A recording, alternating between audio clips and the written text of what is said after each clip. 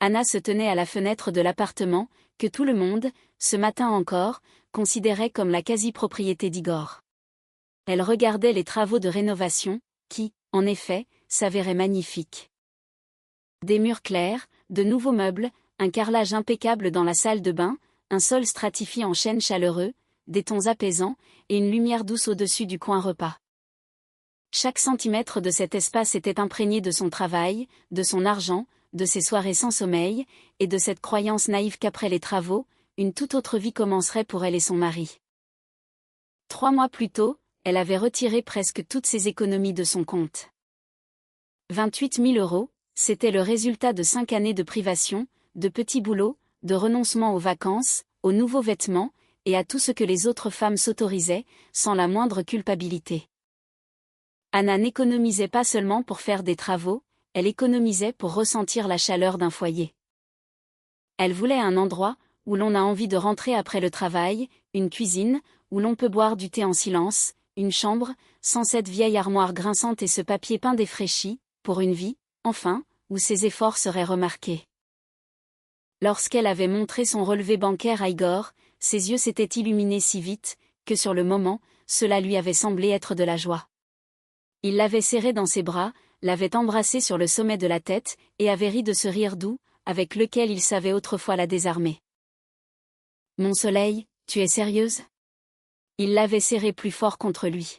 « Nous allons enfin faire de vrais travaux, ma petite surdouée. Je savais que j'avais la femme la plus fiable du monde. » À l'époque, elle avait cru à sa sincérité. Elle voulait y croire. Leur appartement était une location, mais ils y vivaient déjà depuis près de 4 ans. Le propriétaire, un homme âgé nommé Simon Arkadievitch, avait depuis longtemps déménagé chez sa fille, dans une autre région, et louait le logement par l'intermédiaire d'une amie agent immobilier. Le contrat était renouvelé chaque année, sans discussion inutile. Igor avait souvent dit que sa mère avait déjà discuté du rachat de l'appartement avec le propriétaire, et qu'après les travaux, il mettrait tout au nom de la famille. Maman s'est arrangée avec lui, assurait-il à Anna. Le vieil homme veut vendre tranquillement, sans annonce, et sans courir partout. Alors ne t'inquiète pas, tout sera fait dans les règles. Nous mettrons l'appartement à nos 2 noms. Il avait dit cela avec tant de simplicité, et d'assurance, qu'Anna n'avait pas cherché à discuter. Elle n'avait demandé qu'une seule chose, que toutes les dépenses liées aux travaux soient enregistrées à son nom, car c'était elle qui investissait l'argent. Igor avait accepté immédiatement, de manière presque trop facile. « Bien sûr, comme tu voudras », avait-il répondu d'un geste de la main. « Pour moi, l'essentiel, c'est que tu ne sois pas stressée. » Maintenant, elle comprenait pourquoi il avait accepté si calmement. C'était pratique pour lui, qu'elle s'occupe des reçus, des contrats, des devis, des discussions avec les ouvriers, et de toute la responsabilité.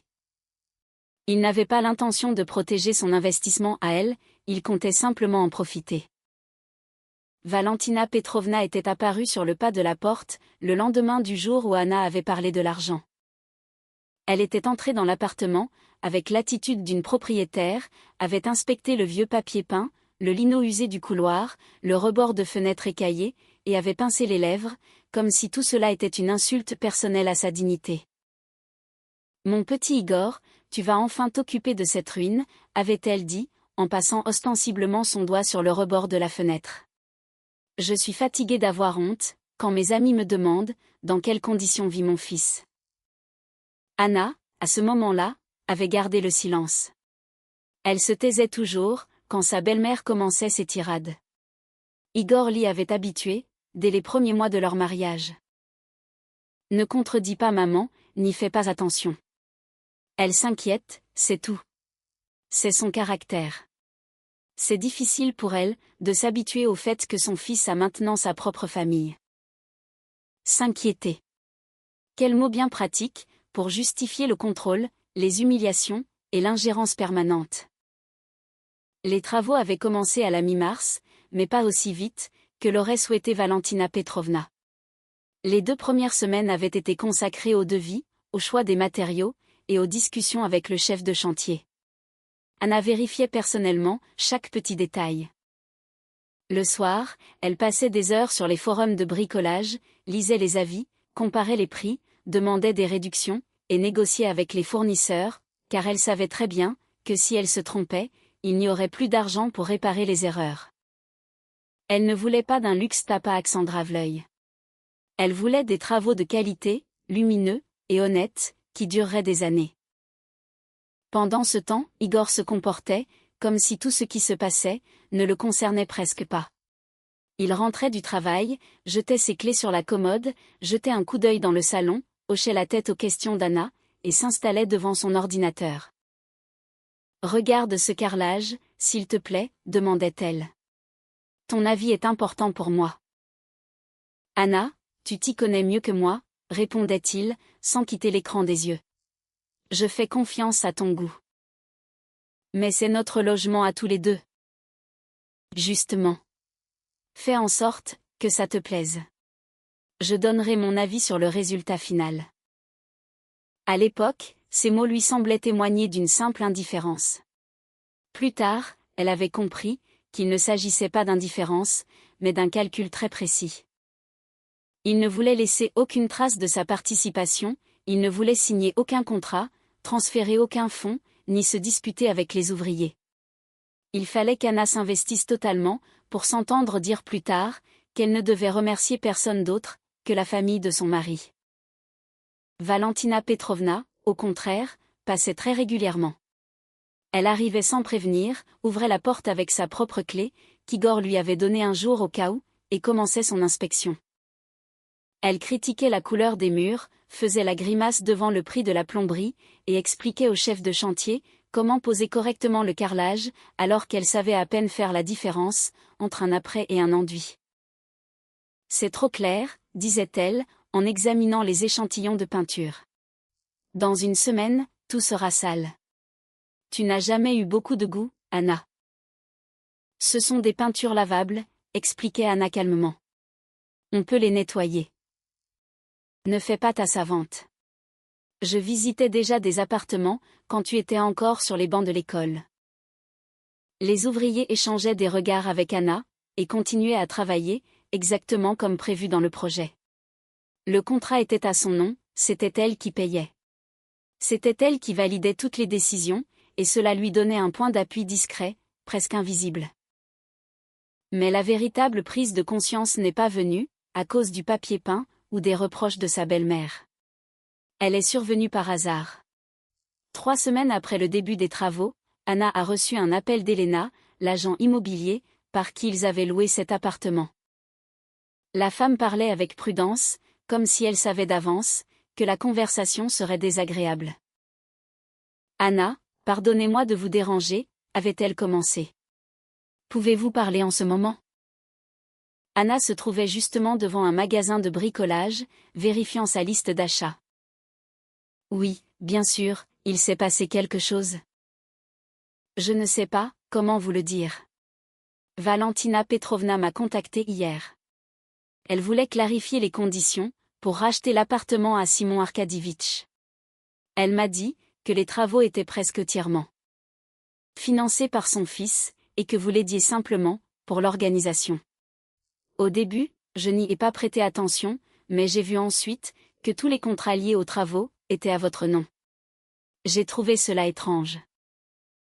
Anna était restée silencieuse si longtemps qu'Elena lui avait demandé si elle l'entendait toujours. « Je vous entends », avait répondu Anna. « Continuez, s'il vous plaît. » Et Elena avait continué. Il s'est avéré que Valentina Petrovna menait bel et bien des négociations pour l'achat de l'appartement.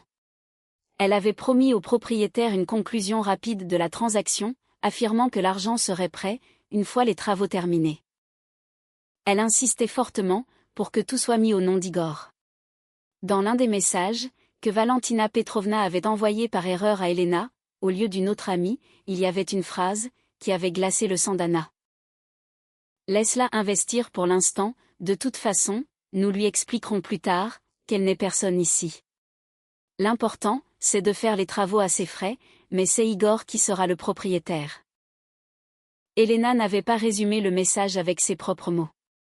Elle avait envoyé une capture d'écran, puis une autre, et enfin un message vocal, où Valentina Petrovna se plaignait, que sa belle-fille posait trop de questions, mais que son petit Igor saurait la calmer. Ce soir-là, Anna n'avait pas fait de scandale. Elle ne s'était pas précipitée vers son mari avec son téléphone, elle n'avait pas non plus appelé sa belle-mère. Elle s'était assise dans la cuisine, au milieu des cartons de carrelage, avait regardé la vieille ampoule au plafond, et, pour la première fois depuis longtemps, elle n'avait pas pensé à la façon de sauver sa famille. Elle avait pensé à la façon de se sauver, elle-même. Le lendemain, elle a rencontré Elena, et Simon Arkadievitch. Le vieux propriétaire s'est révélé être un homme attentif, un peu fatigué, avec un regard clair. Il a longuement écouté Anna. Il a examiné les reçus, le contrat avec l'équipe d'ouvriers, les relevés bancaires, et les échanges de messages avec Valentina Petrovna. Ensuite, il a retiré ses lunettes, les a essuyées avec un mouchoir, et a dit doucement. « Donc, c'est vous qui payez les travaux, mais ce sont eux qui veulent acheter. » Anna a hoché la tête. Elle avait honte, bien que ce ne soit pas à elle d'avoir honte. « Je ne veux pas participer à cela, » a déclaré Simon Arkadievitch. « Cet appartement est à moi, et j'ai le droit de le vendre, à qui je veux. Si vous êtes prête à tout faire légalement, et honnêtement, je préfère vous le vendre, à vous. » Anna n'avait pas la somme totale, et elle l'a dit d'emblée. Ses économies étaient presque entièrement passées dans les rénovations. Il lui restait une petite réserve de sécurité, mais ce n'était même pas suffisant, pour couvrir la moitié du prix. C'est alors que Simon Arkadievitch lui a proposé une solution, un contrat de vente officiel, avec un crédit immobilier, et un petit paiement échelonné, pour une partie de la somme, qu'il acceptait de recevoir plus tard. Sa fille, qui travaillait comme avocate, les a aidés à tout préparer, sans recourir à des montages douteux. La banque a accordé un prêt à Anna, car elle avait un emploi stable, un bon historique de crédit, et des revenus vérifiés. Elle a payé la compte, avec ce qui lui restait de ses économies, complétée par une petite somme, que sa mère lui a prêtée sans poser de questions. La transaction a été enregistrée par voie électronique. Les documents ont été envoyés sur une adresse e-mail séparée, qu'Anna avait créée le jour même. Les factures d'électricité et d'eau n'avaient pas encore été mises à jour, et de toute façon, Igor ne s'était jamais intéressé à ce genre de choses. Il ne savait pas où était rangée les quittances, combien coûtait l'électricité, quel jour le prélèvement pour Internet passait, ni qui appelait en cas de fuite d'eau. Tout cela, c'était le domaine exclusif d'Anna. 2 semaines après la rencontre avec le propriétaire, l'appartement est devenu le sien. Pas en parole, pas en promesse, ni avec un vague « on le fera plus tard ». Sur l'attestation officielle du cadastre, le propriétaire désigné était Anna Sergueyevna. À partir de cet instant, elle pouvait tout arrêter. Elle pouvait changer les serrures, emballer les affaires d'Igor, et le mettre à la porte. Elle pouvait appeler Valentina Petrovna, et lui annoncer calmement que son plan avait échoué. Mais Anna savait très bien que si elle agissait ainsi tout de suite, on la ferait passer pour une voleuse, une hystérique, et une femme ingrate, qui avait détruit sa famille, sur la base de simples soupçons. Igor jurerait ses grands dieux, qu'il ne savait rien. Sa belle-mère pleurerait auprès de tous les proches, affirmant que sa belle-fille avait volé le logement par la ruse. Et comme toujours, l'entourage n'écouterait que la voix la plus forte. Anna n'avait pas seulement besoin de documents officiels. Elle avait besoin qu'ils montrent même leur vrai visage. Pas dans le huis clos d'une cuisine, où l'on peut tout nier plus tard.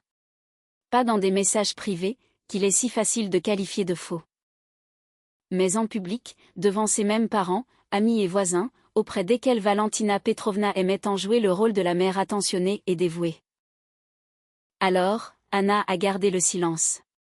Elle a continué à choisir les matériaux, à payer les ouvriers, à réceptionner la livraison des meubles, à discuter avec les artisans, à corriger les erreurs, et à faire semblant de ne rien savoir. Elle écoutait Valentina Petrovna, quand celle-ci exigeait de changer les luminaires, elle signait les bons de livraison, et rangeait soigneusement les copies, dans un dossier séparé. Elle enregistrait les conversations importantes, auxquelles elle participait. Elle a même rencontré une avocate, pour savoir ce qu'elle pouvait utiliser légalement, et ce qu'il valait mieux garder pour elle. Pendant ce temps, Igor s'était complètement détendu. Plus la fin des travaux approchait, plus il devenait confiant. Il avait commencé à utiliser des expressions comme « ce n'est pas nous qui l'avons fait, mais nous allons l'avoir », puis, finalement, maman a eu une bonne idée, et enfin, l'important, c'est que l'appartement reste dans la famille. À chaque fois, Anna levait les yeux vers lui, mais ne répondait rien. L'incident le plus révélateur s'est produit 2 semaines avant la pendaison de crémaillère. Valentina Petrovna est arrivée, chargée d'énormes sacs, sans même dire bonjour. « J'ai acheté des rideaux », a-t-elle annoncé, en entrant dans le salon, et des coussins pour le canapé. « Ne me remercie pas, Igor. Je vois bien que vous êtes complètement épuisé par tout ça. » Anna a regardé les lourds rideaux bordeaux, qui n'avaient absolument rien à voir avec l'intérieur clair et paisible. Ils étaient épais, sombres, avec un motif doré, comme s'ils avaient été décrochés d'une vieille salle des fêtes. À côté des meubles neufs, et des murs au ton beige et doux, ils semblaient incongrus, et grossiers. « Valentina Petrovna, nous avons déjà commandé d'autres rideaux, » a dit Anna d'une voix neutre. « Ils arrivent dans 3 jours. » Sa belle-mère ne l'a même pas regardé. « Igor, dit aux ouvriers, de suspendre les miens. Il ne manquerait plus que dans l'appartement de mon fils, on accroche ces petits chiffons, commandés sur Internet. » Igor a haussé les épaules. « Anna, maman a fait un effort. Mais cela pour l'instant, on verra plus tard. » Anna a serré les poings si fort, que ses ongles se sont enfoncés dans ses paumes. 1 mois plus tôt, elle se serait disputée. 1 mois plus tôt, elle aurait prouvé que c'était un manque total de respect. Mais désormais, son silence n'était plus une faiblesse, c'était une partie intégrante de son plan. « D'accord, » a-t-elle dit. Sa belle-mère a eu un sourire triomphant. Igor n'a même pas remarqué à quel point ce « d'accord » avait résonné de manière calme et détachée. Le jour de la pendaison de crémaillère, que Valentina Petrovna avait organisé sans consulter Anna, l'appartement s'est rempli de monde. Il y avait la famille d'Igor, ses amis, 2 collègues de sa belle-mère, le voisin, oncle Vladimir, avec sa femme, qu'Anna avait elle-même invité à prendre le thé, et Masha, son ancienne collègue, invitée sous prétexte de l'aider avec le service. En tout, une 30aine de personnes se pressaient dans le salon.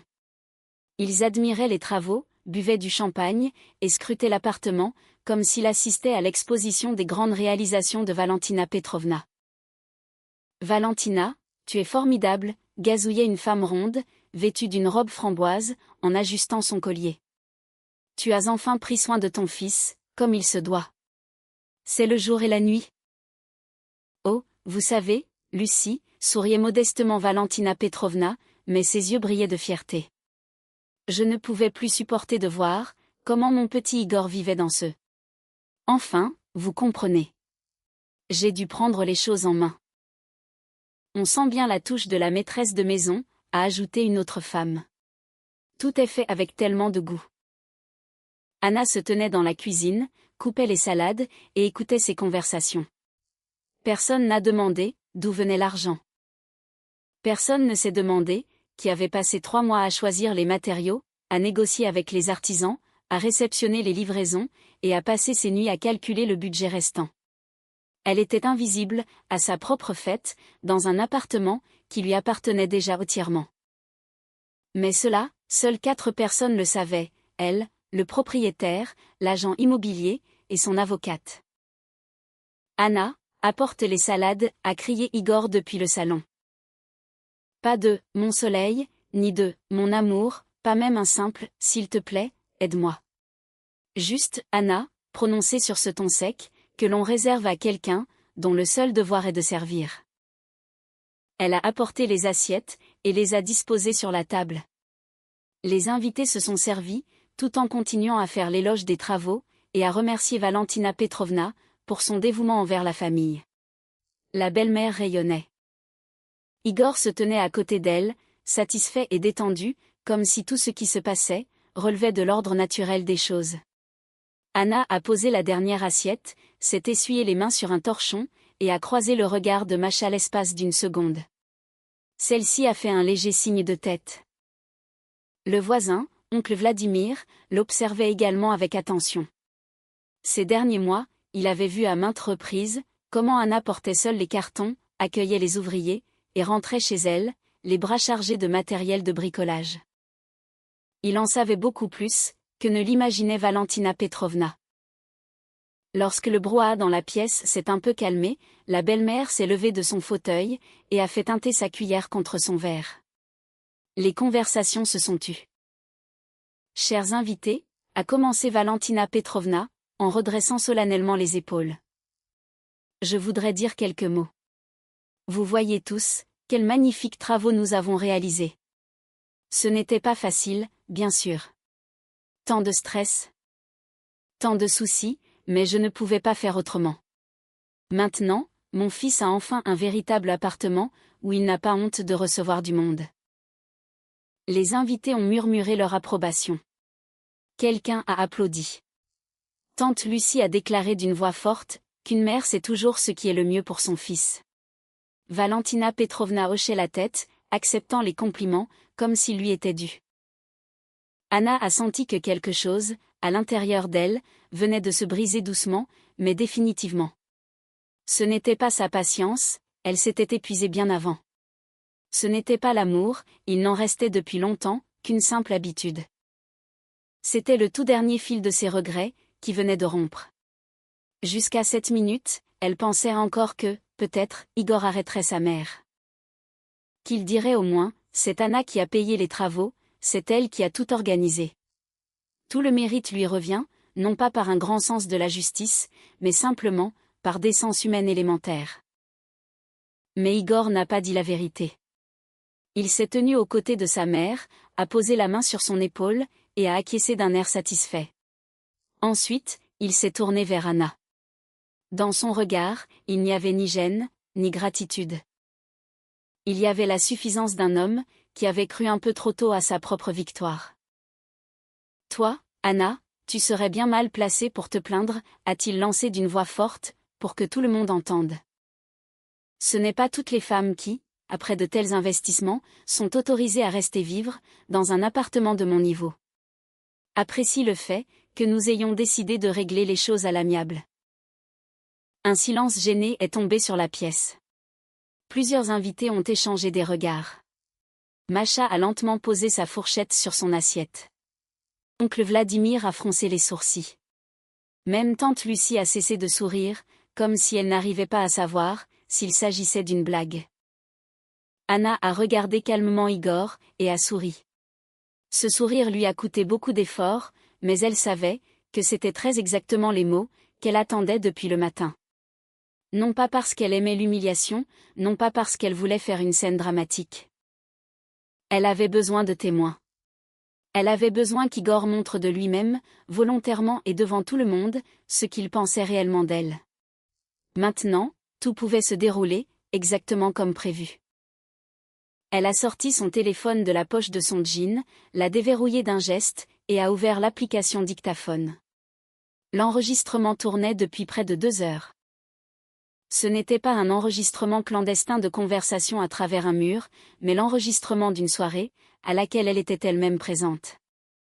Chaque mot de Valentina Petrovna, expliquant comment elle avait tout pris en main, chaque remerciement des invités, chaque déclaration vaniteuse. Et, pour finir, la phrase d'Igor affirmant qu'Anna devait apprécier leur clémence. Igor, l'a-t-elle appelé doucement, mais la tension dans la pièce était telle, que tout le monde l'a entendu. Dans sa voix, il n'y avait aucune trace d'hystérie, de rancœur, ou de larmes, juste une assurance tranquille. Dis aux invités, s'il te plaît, avec quel argent ces travaux ont été financés? Il a froncé les sourcils. La question l'a clairement pris au dépourvu, bien qu'il ait essayé de sourire. Avec le nôtre, bien sûr. L'argent de la famille. De la famille, a répété Anna, en hochant la tête. C'est-à-dire que tu as aussi investi de l'argent? Igor a eu un petit rire nerveux. Je travaille. Je subviens aux besoins de la famille. Ne commence pas, avec ces petits calculs mesquins. Je travaille aussi, a rappelé doucement Anna. Et ce sont précisément mes économies, 28 000 €, qui ont servi pour ces rénovations. J'ai les relevés bancaires, le contrat avec l'équipe d'ouvriers, les factures pour les matériaux, les meubles, la plomberie et l'électroménager. Tout est à mon nom, parce que c'est moi qui ai payé. Valentina Petrovna est devenue pâle, mais elle s'est vite ressaisie. Mais qu'est-ce que tu racontes, a-t-elle sifflé. Igor, dis-lui quelque chose. Elle nous fait une scène devant les invités. Ce n'est pas une scène, a répondu Anna. C'est un bilan. Puisque tout le monde, aujourd'hui, discute si activement de savoir qui a fait les travaux, il sera tout à fait juste de montrer les documents. Elle s'est dirigée vers le meuble de l'entrée, en a sorti un dossier soigné, et l'a posé sur la table. Ce n'était pas un épais dossier dramatique préparé pour l'occasion, mais un classeur ordinaire, avec des pochettes transparentes, contenant les copies des documents principaux. Les originaux étaient chez l'avocate. Anna n'avait préparé que ce qui pouvait être montré aux gens, sans faire trop de vagues. Voici le relevé bancaire, a-t-elle dit, en ouvrant la première page. Voici le virement à l'équipe de chantier, voici le contrat des travaux, la facture des meubles, la plomberie, la cuisine, les portes. Vous n'êtes pas obligé de tout lire, il y a beaucoup de pages. Il suffit de regarder les dates et le nom de la personne qui a payé. Macha s'est levée la première, pour s'approcher. Oncle Vladimir a suivi de près. L'un des invités a toussé, d'un air gêné. Valentina Petrovna restait immobile, mais ses doigts serraient son verre avec tant de force, qu'Anna a pensé un instant que le verre allait se briser en éclats. Mais l'argent des travaux n'est pas le plus intéressant, a continué Anna. Igor a brusquement relevé la tête. Qu'est-ce que tu as encore inventé? Je n'ai rien inventé, a-t-elle répondu. J'ai simplement arrêté de croire aux paroles, et j'ai commencé à vérifier les faits. Elle a sorti plusieurs feuilles imprimées du dossier. Il ne s'agissait pas de photos de la vie privée d'autrui, ni de clichés douteux pris en cachette, mais d'échanges de messages, qu'Elena, l'agent immobilier, lui avait officiellement transférés. Il y avait là les messages de Valentina Petrovna concernant l'achat de l'appartement, la discussion sur les délais, et cette fameuse phrase, qui, même maintenant, serrait désagréablement la gorge d'Anna. Elle a posé les feuilles à côté des factures. Il y a 3 mois, je pensais qu'Igor et moi faisions des travaux dans un appartement, que nous allions racheter, pour le mettre à nos 2 noms. C'est exactement ce qu'il m'avait dit. J'ai un enregistrement de notre conversation, où il me le promet. Mais pendant que je choisissais le carrelage, et que je comptais le moindre centime, Valentina Petrovna menait des négociations avec le véritable propriétaire des lieux. Seulement, elle ne comptait pas acheter le logement pour nous 2, mais exclusivement pour Igor. La belle-mère s'est levée d'un bond. C'est un mensonge. Non, a répondu calmement Anna. Ce sont vos propres messages à l'agent immobilier. Juste ici, vous écrivez que votre belle-fille va tout payer. Là, vous demandez qu'on ne me parle surtout pas de la transaction. Et ici, vous expliquez qu'après les travaux, de toute façon, je ne pourrai aller nulle part. Elena m'a transféré ces messages, quand elle a compris qu'on l'entraînait dans une bien vilaine histoire. Les invités se sont mis à chuchoter. Tante Lucie s'est penchée vers sa voisine, pour lui murmurer rapidement quelque chose. Igor se tenait là, rouge de colère, la mâchoire crispée. Il essayait encore de faire bonne figure, mais ses yeux allaient fébrilement d'Anna aux documents, et des documents à sa mère. Tu as fouillé dans des correspondances privées, a-t-il lancé. Non, c'est la personne à qui ta mère a elle-même dévoilé son plan, qui me les a transférés. C'est très différent. Valentina Petrovna est devenue encore plus pâle. Elena n'en avait pas le droit. Elena avait parfaitement le droit de ne pas participer à une escroquerie, a coupé Anna. Et Simon Arkadievitch avait aussi le droit de savoir à qui l'on voulait réellement vendre son appartement, et aux frais de qui on le rénovait. Le nom du propriétaire a produit un effet étrange sur Igor. Il a tressailli, comme s'il venait seulement de comprendre où menait toute cette conversation. Tu as rencontré le propriétaire, a-t-il demandé d'une voix rauque. Oui, je l'ai rencontré, environ 3 semaines après le début des travaux. Je lui ai montré les contrats, les factures et les messages. Je lui ai expliqué que Valentina Petrovna prévoyait d'acheter l'appartement. Une fois que j'y aurais investi tout mon argent. Et savez-vous ce qui a été le plus désagréable? Il était persuadé que c'était toi qui payais les travaux, Igor. C'est ce que ta mère lui avait dit. Simon Arkadievitch était resté silencieux un long moment ce jour-là. Anna se souvenait de la façon dont il était assis à la table de la petite agence immobilière, regardant les papiers, sans se presser de répondre. Ce n'était pas un homme qui aimait les scandales, mais il n'était pas non plus le genre d'homme à fermer les yeux sur la bassesse des autres. Et alors, a demandé Igor, bien que son visage trahisse déjà sa peur de la réponse. Anna a sorti le tout dernier document. Cette fois, ce n'était ni une facture, ni un message. C'était un extrait officiel récent, prouvant la propriété du bien, en ayant pris soin de masquer certaines données personnelles, que les invités n'avaient pas besoin de voir. Elle l'a posé sur la table, par-dessus tous les autres papiers. Et alors, Simon Arkadievitch s'est révélé être un homme d'honneur. Il a refusé de faire affaire avec votre mère, et m'a proposé d'acheter l'appartement, à moi. Officiellement, par le biais de la banque. Avec un crédit immobilier et un échelonnement pour une partie du montant, que je lui rembourserai séparément. La vente a été actée et enregistrée il y a 2 mois, bien avant que les travaux n'entrent dans leur phase la plus coûteuse. Il y a eu un tel silence dans la pièce, que l'on a pu entendre le tintement d'un verre posé sur la table. Anna a passé son doigt sur une ligne du document officiel. Le propriétaire de l'appartement est Anna Sergueyevna. C'est-à-dire moi. Masha a laissé échapper un léger soupir de soulagement. Oncle Vladimir a secoué la tête, non plus avec surprise, mais avec une sorte de lourde satisfaction, comme si tout s'était enfin remis en place. Quelques invités se sont approchés, mais personne n'a osé être le premier à prendre le document en main. Igor restait pétrifié. Son visage passait du rouge au grisâtre.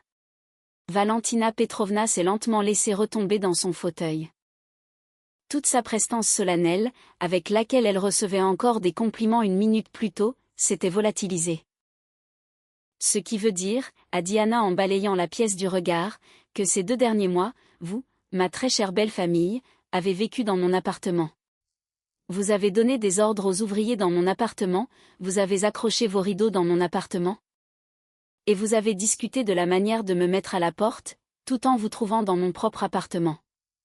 Et moi, je me suis tue et j'ai attendu. J'ai attendu, car je voulais que vous prononciez vous-même, à voix haute, tout ce que vous aviez l'habitude de dire, dans mon dos. Igor a fini par retrouver sa voix. Tu n'en avais pas le droit. C'est une tromperie. Anna l'a regardé, avec une pointe de curiosité. Une tromperie? C'est toi qui me parles de tromperie? Toi, qui as promis de mettre l'appartement à nos 2 noms, sachant parfaitement que ta mère négociait uniquement à ton avantage? Toi, qui l'as laissé m'humilier tous les jours, pendant que je payais les travaux? Toi, qui viens de dire devant tout le monde que je devrais être reconnaissante de pouvoir rester ici? Je ne voulais pas dire ça comme ça, a-t-il lancé sèchement. Tu as tout déformé. Non, Igor. Pour la première fois, je ne t'ai tout simplement pas laissé décider à ma place de ce que je devais ressentir. Valentina Petrovna a soudainement changé de ton. Son visage s'est adouci, sa voix a tremblé. Dans ses yeux est apparue cette même détresse maternelle qu'elle activait à chaque fois qu'elle perdait le contrôle d'une situation. Ma petite Anna, chérie, discutons calmement, sans personnes extérieures. Nous sommes une famille, après tout. Comment peut-on étaler sa vie privée, devant tout le monde de cette façon? Anna s'est lentement tournée vers elle. Une famille, a-t-elle demandé. Une famille, c'est quand on se respecte mutuellement, quand on n'utilise pas l'autre comme un simple portefeuille, quand on ne complote pas dans son dos, et quand on ne déguise pas. Sous le mot de sollicitude, le désir de s'approprier le travail d'autrui. Vous m'avez utilisé de façon systématique, en toute tranquillité, et avec un cynisme absolu.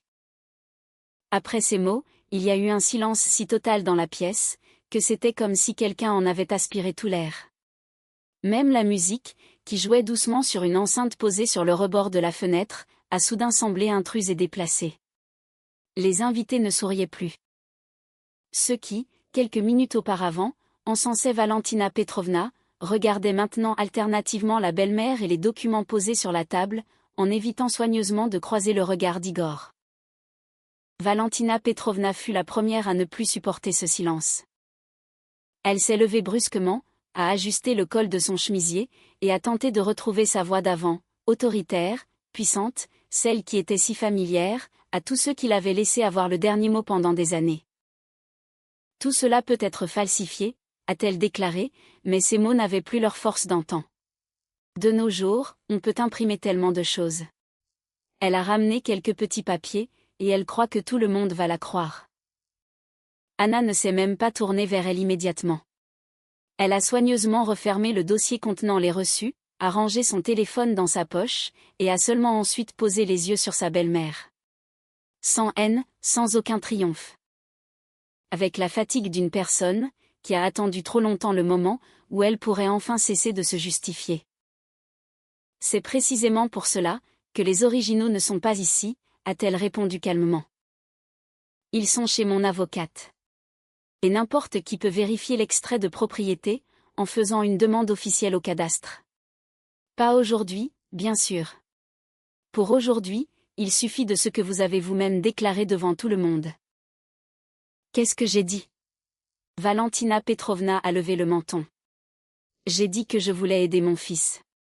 Une mère n'a-t-elle pas le droit de prendre soin de son enfant? Prendre soin, oui, a répondu Anna. Voler le travail de quelqu'un d'autre, non. Plusieurs invités ont baissé les yeux. Tante Lucie, si bruyante et si satisfaite peu de temps auparavant, restait maintenant assise, avec un sourire figé qui ressemblait plutôt à une crampe. Elle prenait son verre, puis le reposait sur la table, visiblement désemparée sur la façon de se comporter.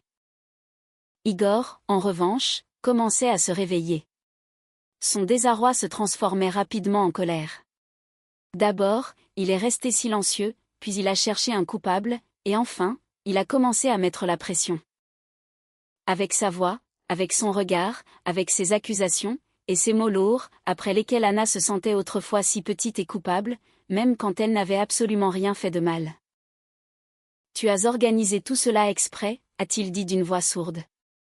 Tu as attendu délibérément, pour nous humilier devant tout le monde? Anna a eu un sourire à peine perceptible.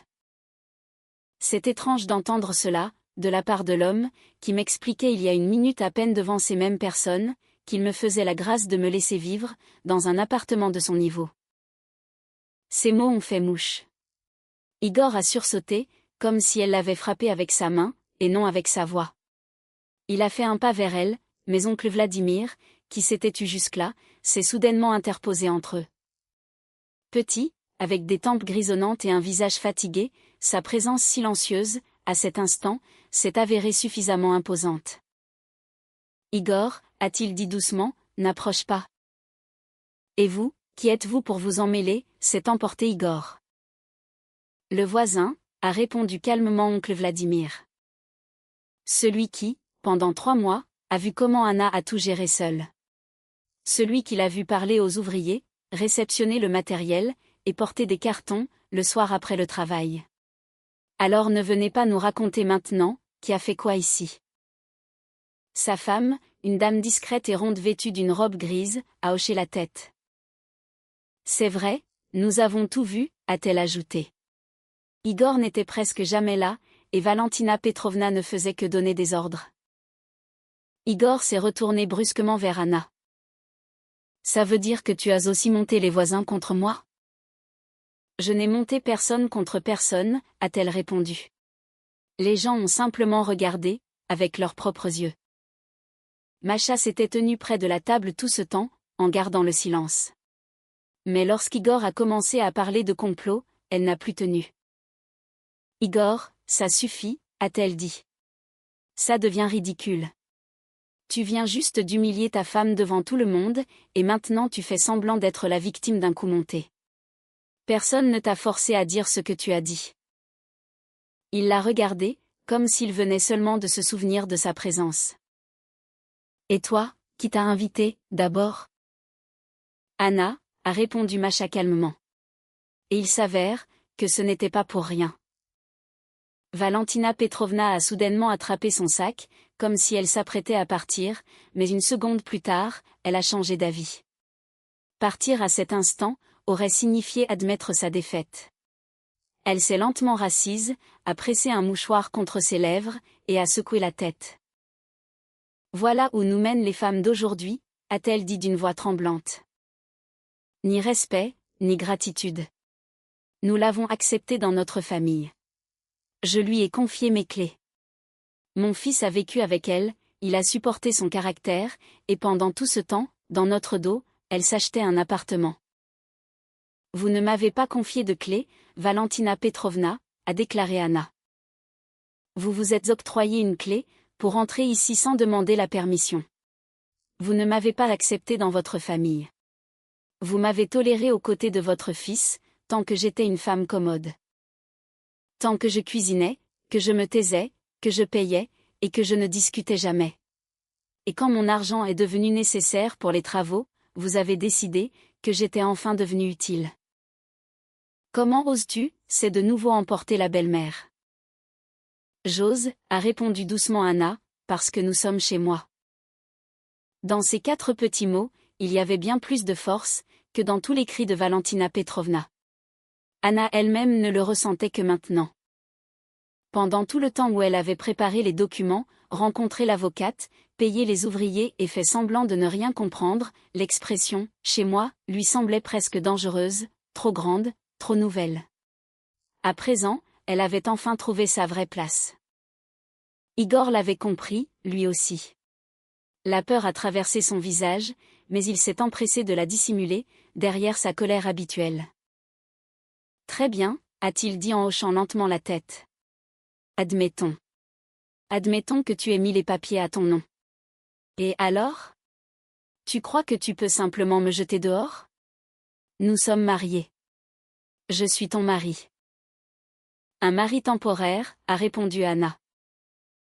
Un nouveau murmure a parcouru la pièce. Certains invités ont détourné le regard, d'autres se sont au contraire penchés en avant, par crainte de manquer la suite. Valentina Petrovna a relevé la tête. Qu'est-ce que tu veux dire par temporaire, a demandé Igor. Cela veut dire que demain matin, je dépose une demande de divorce, a-t-elle annoncé. Mon avocate a déjà préparé tout le nécessaire. L'appartement est à mon nom. L'apport initial a été payé avec mon argent personnel, et avec un prêt de ma mère. Les travaux ont été financés par moi.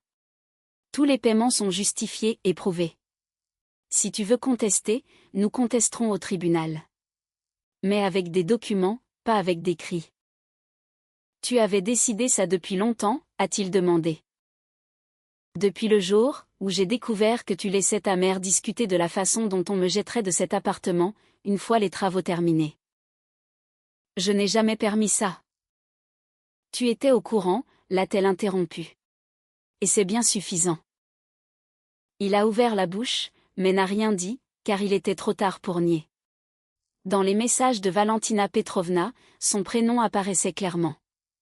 Dans le message vocal, elle disait que son petit Igor la calmerait. Quant à l'enregistrement vieux de 3 mois, où il promettait de mettre l'appartement à leurs 2 noms, il ne résonnait plus aujourd'hui comme une attention affectueuse, mais comme un rouage de leur joli piège. Anna n'a pas jugé nécessaire de diffuser l'enregistrement devant les invités. Elle voyait déjà comment les visages des gens autour d'elle se métamorphosaient. Igor a soudain fait quelque chose qu'Anna n'attendait pas de lui. Il n'a pas crié, il n'a pas frappé du poing sur la table, il n'a pas commencé à rassembler ses papiers. Il a souri. Un sourire de travers, méchant, mais presque calme. Tu crois que c'est aussi simple que ça, a-t-il demandé. Je suis domicilié ici. Anna a hoché la tête. Je le sais. Alors ne rêve pas de te débarrasser de moi, en une seule soirée. Je n'en rêve pas, a-t-elle répondu. Je n'ai pas l'intention d'enfreindre la loi. C'est pourquoi aujourd'hui, tu vas seulement prendre tes affaires de première nécessité, et tu iras dormir chez ta mère. Demain, mon avocate t'enverra une mise en demeure par écrit.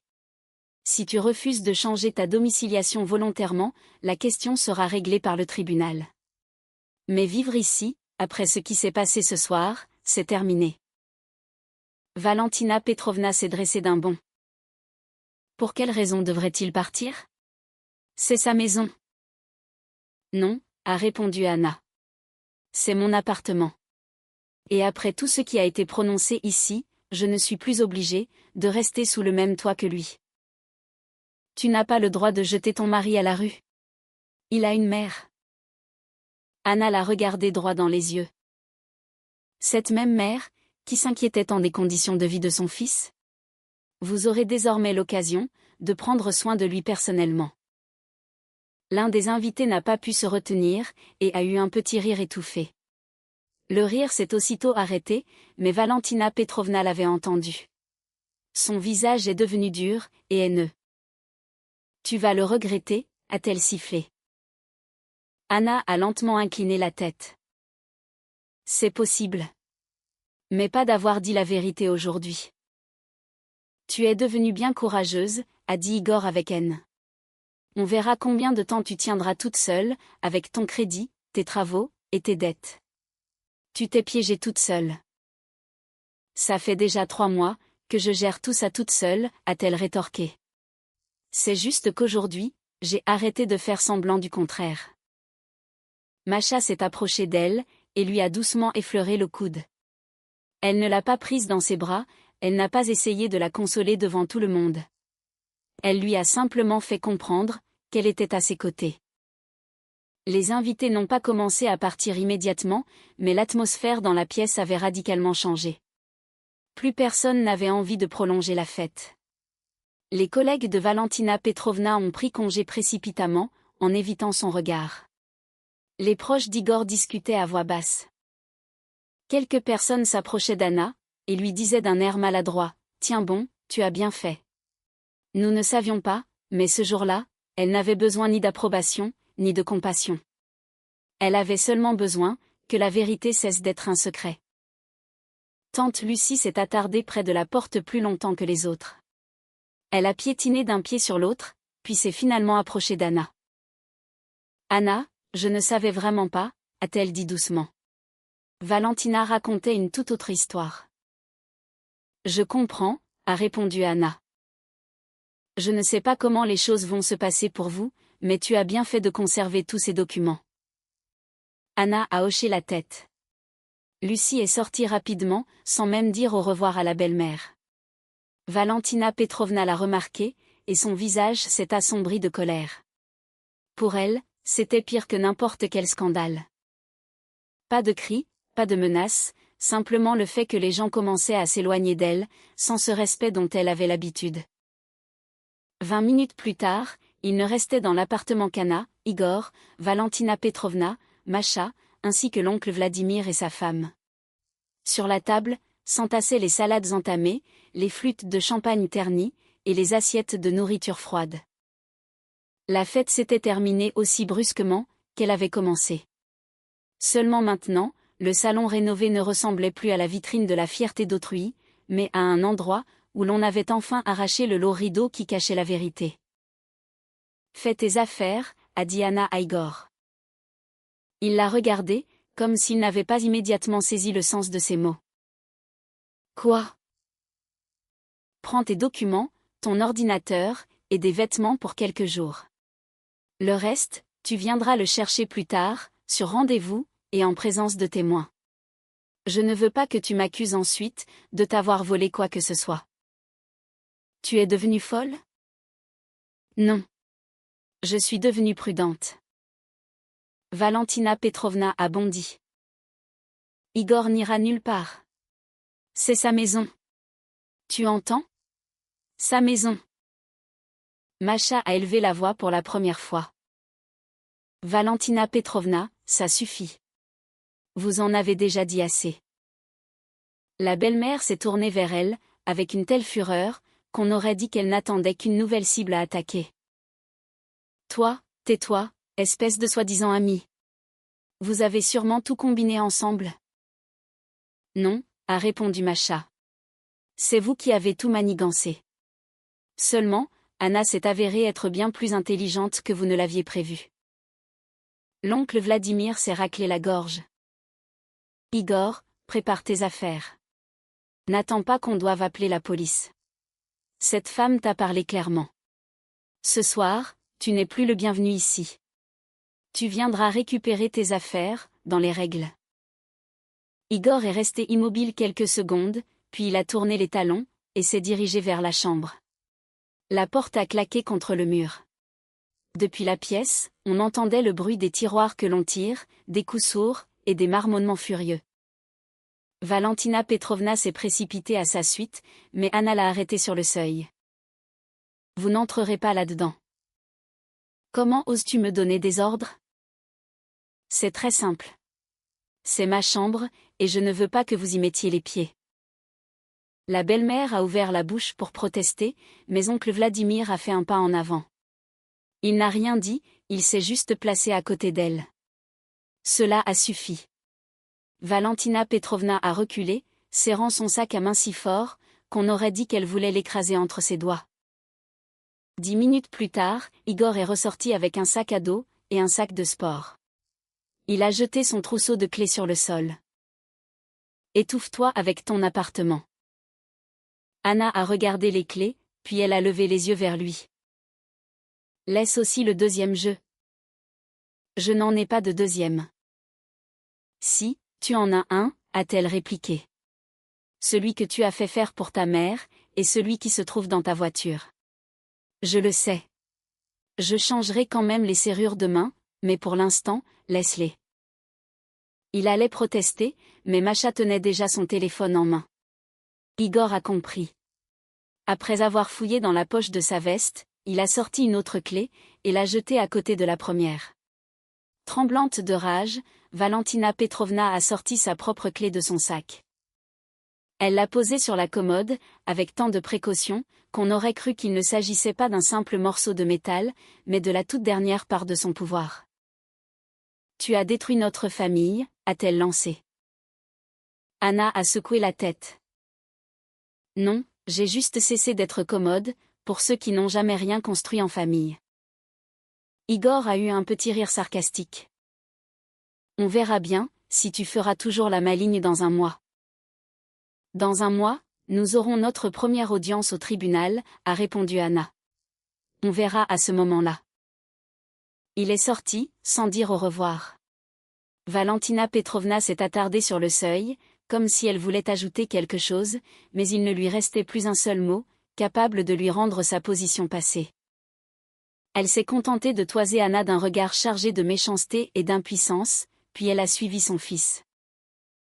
Lorsque la porte s'est refermée derrière eux, Masha s'est approchée, et l'a serré dans ses bras. Fortement, cette fois-ci, sans se soucier des invités ni des convenances. Anna est d'abord restée raide, comme pétrifiée, puis elle a soudain senti la tension, qui l'avait maintenue debout toute la soirée, commencer à s'évaporer. Tu as assuré, a chuchoté Masha. Anna a fermé les yeux. Je n'ai pas l'impression d'avoir assuré. Tu le ressentiras plus tard. L'oncle Vladimir s'est raclé la gorge avec délicatesse. Anna, Nina et moi, nous allons y aller. En cas de besoin, nous sommes juste à côté. Et si tu as besoin de témoins, n'hésite pas. J'ai tout vu, et tout entendu. Sa femme a hoché la tête. Et il faut changer les serrures demain. Nous connaissons un très bon serrurier. Pour la première fois de toute la soirée, Anna a souri de manière sincère. Merci. Quand les voisins furent partis, Masha a aidé à débarrasser la table. Elles n'ont pas échangé un mot. Elles empilaient les assiettes, vidaient les restes de champagne, ramassaient les serviettes, et retiraient du canapé ces ridicules coussins bordeaux. Anna a fixé les coussins, et a soudain compris, que c'était précisément par cela, qu'elle voulait commencer sa nouvelle vie dans cet appartement. Tu m'aides à décrocher les rideaux, a-t-elle demandé. Masha a regardé les lourdes tentures, et a souri avec un plaisir évident. Elles les ont retirées toutes les deux. La lumière du soir, douce et paisible, presque grise, a envahi la pièce. Mais après la lourdeur des rideaux bordeaux, cette lumière a semblé être, pour Anna, le symbole même de la liberté. Anna s'est réveillée tôt. L'appartement était silencieux. Dans la cuisine, les tasses de la veille étaient encore là. Dans l'évier reposaient 2 assiettes. Un torchon pendait sur le dossier d'une chaise. Tout semblait presque normal, à ceci près, qu'Igor n'était plus là. Et avec lui, avait disparu cette lourde et habituelle attente. De quelle humeur allait-il sortir de la chambre? Que allait-il dire? De quoi serait-il mécontent? Sur quoi allait-il faire silence? Elle s'est préparé un café, et, pour la première fois depuis très longtemps, elle l'a bu assise, et non pas à la hâte. Ensuite, elle a ouvert son ordinateur, et a envoyé un court message à son avocate. Tout s'est bien passé. Nous déposons les documents. La réponse est tombée, 5 minutes plus tard. Très bien. Je prépare le dossier définitif aujourd'hui. Ne communiquez plus avec eux sans laisser de traces écrites. Toutes les questions doivent être traitées par écrit. Anna a relu le message plusieurs fois. Auparavant, elle trouvait que de telles formulations sonnaient froidement. À présent, cette froideur était son salut. Par écrit, de manière documentée, sans aucun cri. Sans les « tu as tout compris » de travers, et sans ces conversations interminables, à l'issue desquelles, pour une raison inexplicable, c'était toujours elle la coupable. À 10 heures du matin, un serrurier est arrivé, et a changé les serrures. Il a travaillé rapidement, presque en silence. L'oncle Vladimir se tenait sur le palier, prétendant être simplement sorti pour vérifier son courrier. Mais Anna avait très bien compris, il était là au cas où, si Igor ou Valentina Petrovna venaient à réapparaître. Quand le serrurier lui a remis ses nouvelles clés, elle les a serrées dans sa main, ressentant un étrange mélange de peur et de soulagement. Les clés étaient petites, ordinaires, sans rien de remarquable. Mais désormais, elles ne représentaient plus l'obligation d'ouvrir la porte à ceux qui ne respectaient pas ses limites, mais bien le droit de ne plus l'ouvrir. Igor lui a écrit vers midi. « Tu vas le regretter. Je viendrai récupérer ce qui est à moi. » Anna n'a pas répondu tout de suite. Elle a pris une capture d'écran du message, l'a transféré à son avocate, et lui a seulement ensuite répondu. « Envoie-moi la liste de tes affaires par écrit. Nous fixerons le moment de la remise via l'avocate, ou en présence de témoins. » La réponse a fusé instantanément. « Tu es complètement malade ? » Elle a de nouveau fait une capture d'écran, et n'a plus répondu. Vers le soir, sa propre mère l'a appelée. Anna a longuement regardé l'écran du téléphone, avant de décrocher. Elle ne voulait pas l'inquiéter prématurément, elle ne voulait pas tout lui raconter de A à Z, car elle craignait d'entendre de la pitié, ou de l'effroi. Mais sa mère, comme toujours, avait pressenti bien plus de choses, qu'Anna n'avait eu le temps d'en dire. « Alors, ma fille ?» a-t-elle demandé doucement. « C'est terminé ?» Anna s'est adossée au mur de la cuisine, et a fermé les yeux. « Non, maman. Ça ne fait que commencer. »« Mais tu es bien chez toi ?» Anna a contemplé la cuisine lumineuse, la table neuve, la fenêtre débarrassée de ses lourds rideaux bordeaux, et les clés posées près de sa tasse. « Oui, » a-t-elle répondu, « je suis chez moi. » Sa mère a gardé le silence pendant quelques secondes, avant de soupirer doucement. « Alors, nous réglerons le reste. » Ces mots si simples ont agi plus puissamment que n'importe quelle consolation. Pour la première fois depuis 24 heures, Anna a éclaté en sanglots. Pas bruyamment, ni avec désespoir.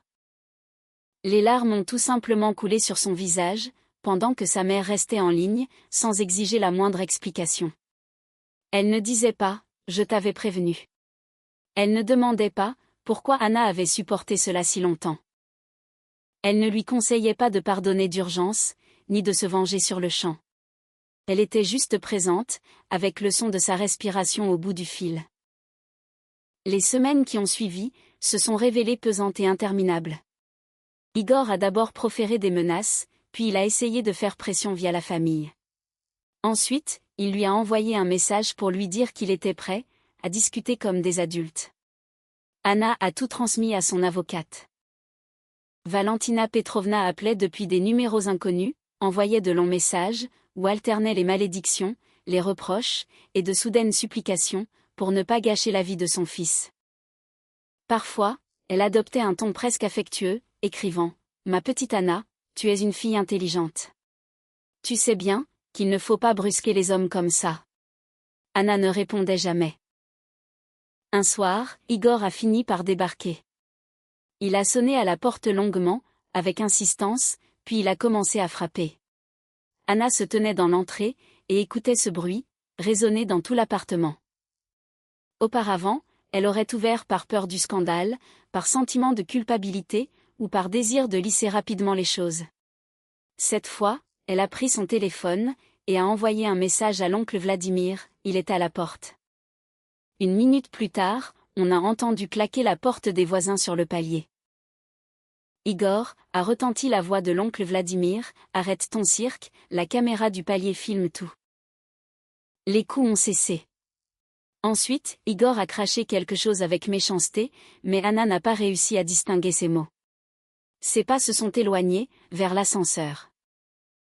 Elle est restée immobile encore quelques minutes, et ce n'est qu'après coup, qu'elle a réalisé qu'elle avait tenu sa nouvelle clé dans la main tout ce temps, comme si cette petite chose pouvait la protéger, bien mieux qu'un mur en béton. Le procès pour le divorce s'est déroulé, sans éclat de voix. Igor tentait de jouer l'homme calme et blessé, trahi soudainement par sa femme. Il racontait qu'Anna lui avait tout caché, qu'il espérait fonder une famille normale, et que l'appartement était, dans l'esprit, un bien commun. Mais lorsque l'avocate d'Anna a étalé les documents sur la table, l'esprit a dû céder la place aux faits. L'appartement avait été acheté par Anna. L'apport initial était justifié par ses propres fonds, et un prêt de sa mère. Le contrat de crédit immobilier était à son nom. Les paiements pour les rénovations provenaient tous de son compte. C'était elle qui avait signé les contrats avec les entrepreneurs. Igor n'a pas pu fournir le moindre document prouvant un investissement financier. Il n'a même pas pu prouver l'achat du moindre matériau de construction. Le divorce a été prononcé dans le calme, pas très rapidement, certes, mais sans cette immense catastrophe dont Igor la menaçait. La question de l'occupation et de la domiciliation a été traitée séparément. L'avocate avait prévenu Anna d'emblée que la procédure prendrait du temps, mais qu'elle avait des bases solides. Igor avait de fait quitté les lieux, il ne payait aucune charge, et ne participait nullement à l'entretien du logement. Après plusieurs mises en demeure et une audience, le tribunal a fait droit à la demande, annulant son droit d'occupation de l'appartement. Lorsqu'Anna a reçu la décision de justice, elle était assise dans le couloir du tribunal, sur un banc en bois très dur. À côté d'elle, Macha tenait 2 gobelets de café, sortis du distributeur. « C'est fini ?» a demandé Macha. Anna a regardé les feuilles, qu'elle tenait entre ses mains. « Pas tout à fait. Il faut que le jugement devienne définitif. Ensuite les formalités, et la mise à jour des registres. » Macha a souri. « Bien sûr, tu parles comme une avocate maintenant. » Anna a souri à son tour. « C'est juste que je ne veux plus vivre de simples promesses. » Pour Valentina Petrovna, les choses ont tourné différemment. Personne ne l'a traînée en justice, personne ne l'a clouée au pilori sur la place publique, personne ne l'a forcée à s'excuser. Mais la punition lui est venue, de là où elle l'attendait le moins. Les gens ont commencé à parler. Pas très fort, pas ouvertement, pas immédiatement, mais suffisamment. Ses collègues ont cessé de l'inviter, pour les anniversaires. Lorsqu'elle croisait tante Lucie, celle-ci la saluait sèchement, et ne passait plus jamais prendre le thé. Les membres de la famille, à qui Valentina Petrovna racontait au début qu'Anna avait volé l'appartement par ruse, se sont rapidement tus, lorsque l'un des invités leur a montré les photos des documents, et raconté la fameuse soirée, sans ses embellissements. Le plus douloureux pour elle, était qu'autrefois, ces paroles étaient considérées comme des vérités absolues. Désormais, chacune de ces plaintes était accueillie, par un silence prudent. Igor changeait également, mais pas dans le sens de ces histoires romantiques de repentance. Il n'est pas devenu un homme meilleur, il n'a pas eu de profonde prise de conscience de ses fautes, et il ne s'est pas jeté à genoux. Au début il était en colère, puis il s'est mis à se plaindre, et ensuite il a essayé de se trouver une nouvelle vie confortable. Mais sans cet appartement, sans les beaux travaux, et sans cette image de maître de maison prospère, que sa mère avait si minutieusement fabriquée pour lui, il n'avait plus l'air d'un gagnant. Il ressemblait simplement à un adulte, habitué à vivre, sur le dos des efforts des autres. Anna a appris, par des connaissances communes, qu'il était retourné vivre chez Valentina Petrovna. Au début, la mère répétait à tout le monde que c'était provisoire, que son fils l'aidait simplement après le stress subi. Ensuite, elle a commencé à s'irriter, car Igor avait rapporté à la maison ses vieilles habitudes, rentrer du travail, jeter ses affaires n'importe où, s'installer devant l'ordinateur, et attendre que le dîner se prépare tout seul. Un mois plus tard, Valentina Petrovna se plaignait déjà à sa voisine, que les hommes d'aujourd'hui étaient complètement démunis. Anna, en apprenant cela par Masha, n'a pas ri. Elle s'est même sentie un peu triste. Pas pour son ex-belle-mère, mais pour les années qu'elle avait elle-même passées, aux côtés d'un homme qui avait été élevé, pour n'être utile qu'à lui-même. Cependant, la pitié, qui aurait pu la pousser à rouvrir sa porte, n'existait plus en elle. L'appartement a cessé petit à petit d'être le lieu du scandale. Cela ne s'est pas fait en un jour. Au début, chaque coin de la pièce rappelait quelque chose de douloureux. Le salon évoquait les mots d'Igor. La cuisine lui rappelait les salades qu'elle coupait, pendant que les autres s'appropriaient son labeur. La chambre lui remémorait les nuits, où elle était allongée à côté de son mari, essayant de se convaincre que tous les couples connaissaient cette lassitude. Même le carrelage neuf de la salle de bain, dans un premier temps, ne lui paraissait plus très beau, mais plutôt comme le prix exorbitant à payer, pour enfin ouvrir les yeux. Le crédit immobilier n'avait pas disparu. Les prélèvements tombaient chaque mois, et à chaque fois, elle ressentait une brève pointe d'angoisse. Mais avec l'angoisse venait aussi un autre sentiment, une profonde clarté. Elle savait très bien pourquoi elle payait. Pas pour l'approbation d'autrui, pas pour le droit d'être tolérée à côté de son mari, ni pour l'illusion d'une famille. Elle payait pour ces murs, qui lui appartenaient, pour cette porte, qu'elle pouvait décider de ne pas ouvrir, et pour ce silence, que plus personne n'avait le droit de qualifier d'égoïsme.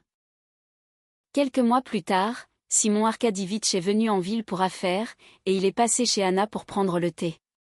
Il a longuement observé l'appartement, a souri du coin des lèvres, et a parfois hoché la tête, comme s'il reconnaissait les anciennes formes, sous cette nouvelle lumière. « C'est très réussi, a-t-il dit, en s'asseyant dans la cuisine. Ma femme adorait cette fenêtre, elle disait toujours que la lumière y était parfaite. » Anna a regardé dans la même direction que lui. Derrière la vitre, c'était une cour tout à fait ordinaire, une aire de jeu pour enfants, un banc près de l'entrée, un vieux bouleau, et des voitures garées le long du trottoir. Rien de bien extraordinaire, mais la lumière, en effet, y était très douce. « Merci de m'avoir cru, à ce moment-là, a-t-elle dit. Simon Arkadievitch a secoué la tête. « Ce n'est pas vous que j'ai cru, ce sont les documents. Je vous ai cru vous, seulement après. » Anna a souri. « C'est honnête. » L'honnêteté, a-t-il répondu, est parfois bien plus utile que la compassion. Ils ont bu du thé pendant près d'une heure. Il lui a parlé de sa fille, de son petit-fils qui n'arrivait pas à choisir son université, du fait que dans l'autre région, l'air était plus sec, mais que la clinique médicale était plus proche. Avant de partir, il s'est arrêté un instant dans l'entrée, et lui a dit : « Ne transformez pas cet appartement en musée de cette histoire. Vivez ici. Autrement, à quoi bon avoir fait tout cela ? » Anna a gardé ces mots en mémoire. Au printemps, pour la première fois depuis son divorce, elle a organisé un petit dîner. Ce n'était pas une pendaison de crémaillère, ni une célébration de sa victoire, ni une démonstration de sa nouvelle vie. Elle a simplement invité sa mère, Masha, l'oncle Vladimir avec Nina, ainsi qu'Elena, l'agent immobilier. Sur la table, il y avait du poisson au four, une salade, une tarte dont le fond avait un peu trop bruni, et du thé servi dans une grande tasse en verre. Personne ne prononçait de grands discours solennels, personne ne faisait teinter sa cuillère contre son verre, et personne ne déclarait avoir tout pris en main. Sa mère était assise près de la fenêtre, et souriait doucement. Masha débattait avec oncle Vladimir, sur le meilleur film à regarder après le dîner. Nina aidait Anna à couper la tarte, bien que celle-ci ait répété plusieurs fois qu'elle pouvait se débrouiller seule. Elena avait apporté une petite plante en pot, expliquant que les agents immobiliers offrent généralement du champagne, mais qu'elle avait pensé qu'Anna préférait aujourd'hui quelque chose de bien vivant. Anna a posé la plante sur le rebord de la fenêtre, juste à côté d'un pied de menthe, qui tenait toujours bon. À un moment donné, elle est allée dans le salon, et s'est arrêtée près de la fenêtre, exactement là où tout avait commencé. Seulement, la pièce était désormais très différente. Pas parce que les murs ou les meubles avaient changé, mais parce qu'il n'y avait plus cette voix étrangère, pour lui expliquer quelle était sa place. Dans son dos, riaient doucement des personnes, qui n'avaient pas besoin de s'approprier son travail, pour avoir le droit d'être à ses côtés. Sur la table, il y avait des assiettes toutes simples, sur le canapé reposait un plaid qu'elle avait elle-même acheté, et aux fenêtres pendaient des rideaux légers, qui laissaient filtrer la lumière du soir. Elle n'attendait plus d'excuses de la part d'Igor. Elle n'attendait plus que Valentina Petrovna finisse un jour par comprendre, et elle n'attendait plus que quelqu'un lui rende ses années, perdues dans le silence. Mais elle avait récupéré l'essentiel, le droit de ne plus sacrifier sa vie, pour ceux qui confondaient son propre confort avec de l'amour. Masha a passé la tête par la porte de la cuisine. « Anna, qu'est-ce que tu fais là-bas? On coupe la tarte sans toi. » Anna s'est retournée. L'espace d'une seconde, elle a eu l'impression de se retrouver à nouveau, à cette fameuse pendaison de crémaillère. Seulement maintenant, tout avait été réparé. Plus personne ne l'appelait, comme on appelle une domestique. Plus personne ne recevait de compliments, pour son propre travail. Plus personne ne lui disait qu'elle avait bien de la chance qu'on la garde ici. On l'invitait simplement à passer à table. « J'arrive », a-t-elle dit. Et pour la première fois depuis très longtemps, ce petit mot si court ne sonnait plus comme une obligation, mais comme un véritable choix.